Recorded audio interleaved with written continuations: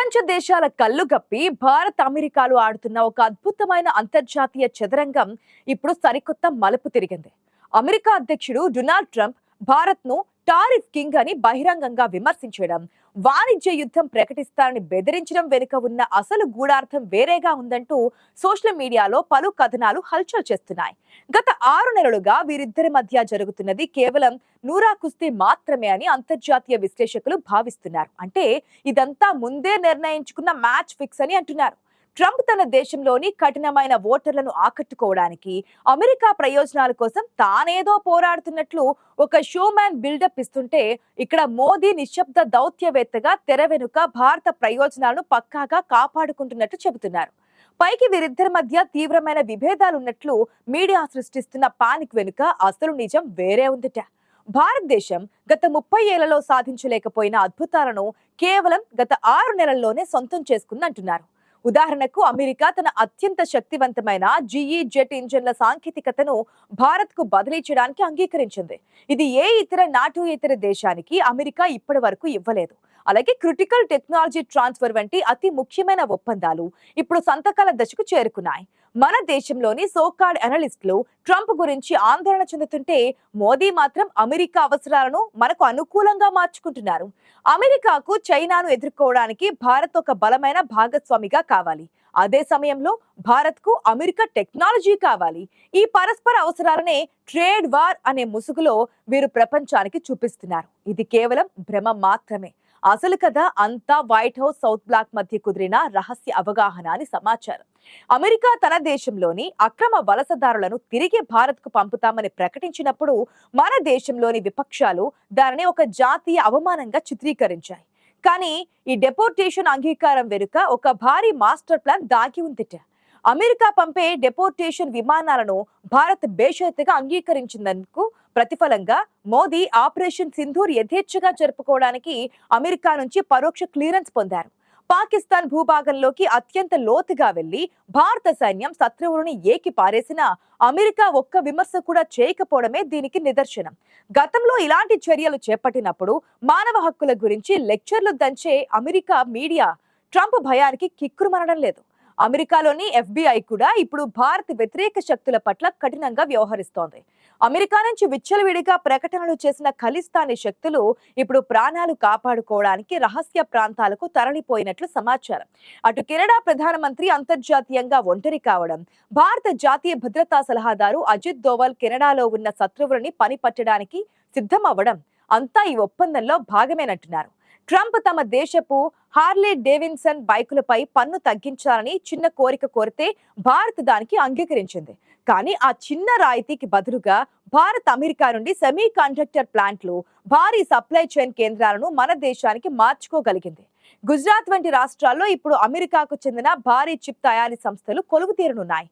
అంటే ఒక్క చిన్న ఎరవేసి అమెరికా నుండి అతిపెద్ద పారిశ్రామిక ప్రయోజనాన్ని భారత్ రాబట్టుకుంది.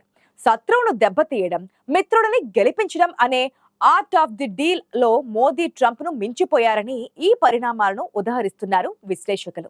అమెరికాకు అసలైన శత్రువు భారత్ కానే కాదు, డ్రాగన్ కంట్రీ చైనా మాత్రమే.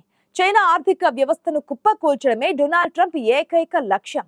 అందుకే చైనా ఉత్పత్తులపై ఏకంగా 60% టారిఫ్ విధించడం ద్వారా ట్రంప్ ఆ దేశపు నడ్డి విరుస్తున్నారు. దీనివల్ల చైనాలో ఉన్న వందలాది అంతర్జాతీయ కంపెనీలు ఇప్పుడు అక్కడ మనుగడ సాగించలేక మూతపడిపోతున్నాయి. ఐకియా, వరల్డ్ మార్ట్ వంటి దిగ్గజ సంస్థలు ఇప్పటికే చైనాను వదిలి వెళ్లిపోతున్నాయి. మరి చైనా నుండి బయటకు వస్తున్న ఈ లక్షల కోట్ల రూపాయల పెట్టుబడులు ఎక్కడికి వెళ్తాయి? యూరప్ దేశాలు పెట్టుబడులకు అత్యంత ఖరీదైనవి. వియత్నాం లేదా తైవాన్ వంటి దేశాలు ఆ స్థాయి పెట్టుబడులను తట్టుకోలేనంత చిన్నవి. అందుకే ప్రపంచ పెట్టుబడిదారులకు ఉన్న ఏకైక సురక్షితమైన దేశం భారత్ మాత్రమే. ఈ విషయం మోదీ, ట్రంప్లకు బాగా తెలుసు. అందుకే ట్విట్టర్లో వీరిద్దరు ఒకరిపై ఒకరు విమర్శలు చేసుకుంటున్నట్లు నటించిన భూగోళంపైనే అతిపెద్ద మిలిటరీ ఇండస్ట్రియల్ అలయన్స్ ను వీరు నిర్మిస్తున్నారు. చైనాను ఆర్థికంగా, వ్యూహాత్మకంగా ఒంటరిని చేయాలంటే అమెరికాకు భారత్ తోడు అత్యవసరం. అందుకే పైన కనిపించే వాణిజ్య గొడవలు కేవలం చైనాను, ఇతర దేశాలను తప్పుదో పట్టించడానికే అని చెప్తున్నారు విశ్లేషకులు. ఆఖరికి H1B వీసాల నియంత్రణ కూడా భారత్ కు దీర్ఘకాలంలో మేలు చేసేదిగానే ఉండడం గమనించాల్సిన విషయం.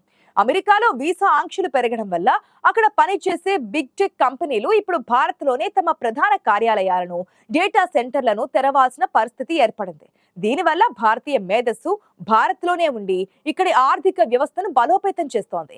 చైనాను నాశనం చేసే క్రమంలో భారత్ను ఒక గ్లోబల్ మ్యానుఫ్యాక్చరింగ్ హబ్గా మార్చాలనేది ఈ ఇద్దరు నాయకుల ఉమ్మడి వ్యూహం. ఈ క్రమంలో భారత్ ఇప్పుడు ప్రపంచ ఫ్యాక్టరీగా అవతరిస్తోంది. ఇక్కడే మరొక రహస్యం గురించి కూడా తెలుసుకోవాలి. అమెరికా భారత్ ఉత్పత్తులపై 18% టారిఫ్ విధించిన భారత ఎగుమతిదారులకు ఏ మాత్రం నష్టం కలిగే అవకాశం లేదు. ఎందుకంటారా? భారత ప్రభుత్వం ముందే పక్కాగా సిద్ధం చేసుకున్న ప్రణాళికల మేరకు జీఎస్టీని 10% తగ్గించడం, రూపాయి విలువను 8% తగ్గించడం చేసింది. దీంతో ఇప్పుడు విధించిన 18% భారత్ ముందే బ్యాలెన్స్ చేసిందన్నమాట. అంటే అమెరికా టారిఫ్ వేయక ముందే భారత్ తన అంతర్గత ఆర్థిక వ్యూహాలతో దాన్ని ఎదుర్కోవడానికి సర్వసన్నద్ధమైంది. ఇది చూసిన అమెరికా ఎగుమతిదారులు విస్తుపోతున్నారు. మరోవైపు అమెరికా నుంచి వచ్చే ఒత్తిడిని సాకుగా చూపి భారత్ ఇతర దేశాలతో వచ్చిందే తడవుక చకచక ఒప్పందాలు చేసుకుంటోంది. బ్రిటన్, ఆస్ట్రేలియా, యూరోపియన్ యూనియన్లతో ఎఫ్టీఏ ఒప్పందాలు కుదుర్చుకోవడం ద్వారా భారత్ తన వాణిజ్య సామ్రాజ్యాన్ని అపారంగా విస్తరించుకుంది. ముఖ్యంగా యూరోపియన్ యూనియన్ దాదాపు 19 ఏళ్ల సుదీర్ఘ నిరీక్షణ తర్వాత భారత్తో ఒప్పందానికి ముందుకు రావడం ప్రధాన కారణం ట్రంప్ కారణంగా ఎదుర్కొన్న ఒత్తిడి, భయం వల్లేనని అందరికీ తెలుసు. అమెరికా నుంచి తమకు ముప్పు ఉందని భావించిన యూరప్ దేశాలు భారత్ను ఒక నమ్మకమైన మిత్రుడిగా ఎంచుకున్నారు. ట్రంప్ భారత్పై కోపంగా ఉన్నాడనే బ్రేకింగ్ న్యూస్ చూసినప్పుడు మనం ఆందోళన చెందాల్సిన పని లేదు. ఎందుకంటే అదంతా ఒక అంతర్జాతీయ షో బిజినెస్ మాత్రమే. చివరికి పాకిస్తాన్, బంగ్లాదేశ్ వంటి దేశాల బాధ్యతను కూడా అమెరికా ఇప్పుడు భారత్కి అప్పగించేలా పావులు కదిపింది. సౌత్ ఏషియాను మీరే చూసుకోండి, మాకు అనవసరమని ట్రంప్ చెప్పడం వెనుక అఖండ భారత్ స్వప్నం దాగి ఉంది.